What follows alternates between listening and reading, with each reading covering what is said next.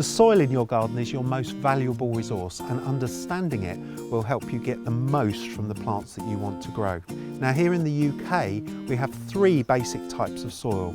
We've got sandy or gritty soils, we've got very heavy clay soils at the other extreme, and then in between we've got silt soils. Now these are broken down according to the size of the particles that they're made up of. In order to understand your soil, you need to do what's called a soil textural analysis. So start by taking a small amount of your soil that you want to sample, just a small amount, it doesn't need to be too much, and put it into a saucer here. And then add a little bit of water. Stir it around with your finger.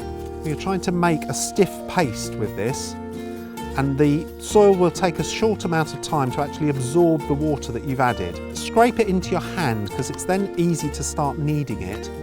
And what you want to do is knead that from one hand to the other so that you're making almost like falafel sized balls. I told you it was going to be a recipe. Press it nice and firmly to make your ball so that we can put this to one side and test it in a particular way in a minute. So I've got the three samples of different balls that I've created earlier here. We've got one rather like the one I've just created, which is of our sandy soil. We've got one of our silty soil, which has just fallen apart. And we've got one of our clay soil as well. Now, taking the sandy soil first, this has been allowed to stand and just dry out a little bit. And when you press the soil between your thumb and forefinger, it falls apart very easily, breaks up into its constituent parts. It hasn't got the ability to stick and mould together. But when you take the silty soil sample and rub that between your fingers, you'll find that it's very, very smooth. It's rather like talcum powder really, slips between your fingers quite easily. And this ball, when we try and deform it, when we press it between our fingers, it lasts for a long time until it breaks apart.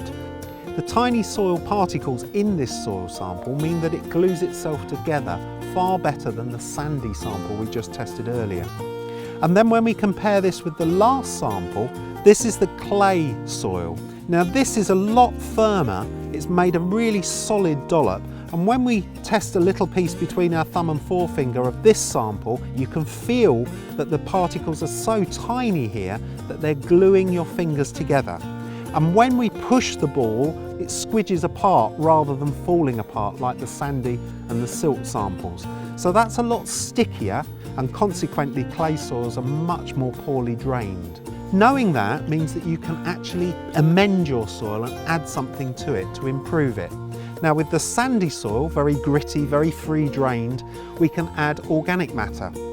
Adding organic matter to the soil will help to glue those big, large sandy particles together, and actually this acts as a sponge and holds on to moisture. When it comes to the silty soil, those particles are smaller, remember, but again, adding organic matter will help hold them apart and make it more freely drained. And again, with the clay soil, that binds itself together so tightly that you need something to open it up. Now the traditional advice is to add coarse grit or gritty sand to your clay soil, but the trouble is that the clay actually wraps itself around those gritty particles and you're back to stage one again. So yep, you've guessed it, add organic matter to clay soils and that will help to break up those particles, open them apart and help the drainage. So there we are, three different types of soil, but one solution, organic matter.